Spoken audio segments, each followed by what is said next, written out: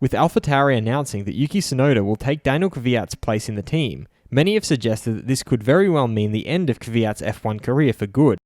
However, Kvyat thinks otherwise, and he has explained why, as quoted by Motorsport Magazin.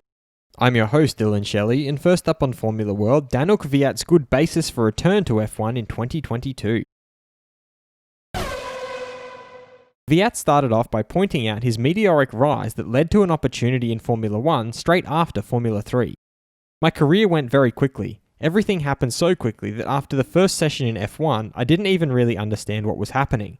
I think I've always lacked a bit of experience in Formula 1. I've had a tough couple of years. When I came back, I took a completely different approach. I started all over again, a bit like a rookie. He then analysed his performance during the 2020 season. It was up and down for me this year. I found my strength again in the second half of the year. I never gave up and kept fighting and earning the team valuable points. Not as many as Pierre, of course, but he did in Monza also win a race. He then elaborated on why he has a good reason to return in 2022.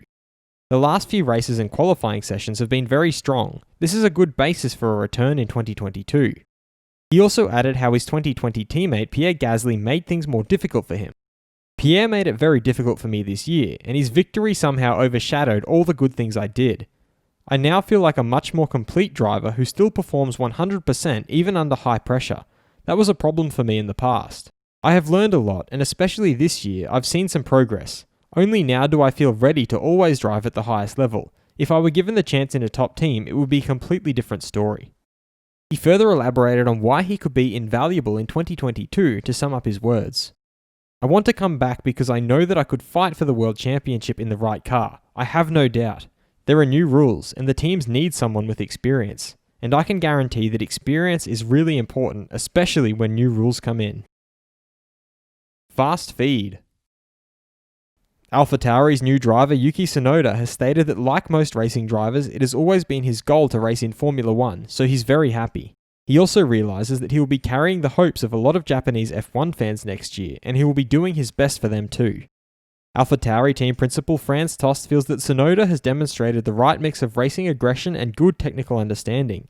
He further explained that during the test in Imola in November, when he drove their 2018 car, his lap times were very consistent over a race simulation. He progressed throughout the day and gave their engineers useful feedback. Takahiro Hachigo, CEO of Honda, would like to congratulate Yuki on making the step to Formula 1. He added that it's a dream come true for him and a confirmation of all the efforts Honda is making for its young drivers program. He further knows it won't be easy to compete at the top of motorsport, but they believe in Tsunoda's abilities. Red Bull test driver during the young driver test, Sebastian Buemi, really enjoyed being back in the car and having a good day. McLaren's Daniel Ricciardo feels that Lewis Hamilton, he is of course one of the best three drivers. He added that Max Verstappen is one of them, and the way Charles Leclerc drives his Ferrari also makes him a candidate, but he still made some mistakes. So maybe he doesn't belong to the top three yet, and Ricciardo would probably choose himself among the top three. F2 Championship runner-up Callum Ilott is very excited to become the new Ferrari test driver. There is still a lot to learn. 2021 will be an exciting year and an important step towards a regular Formula 1 seat.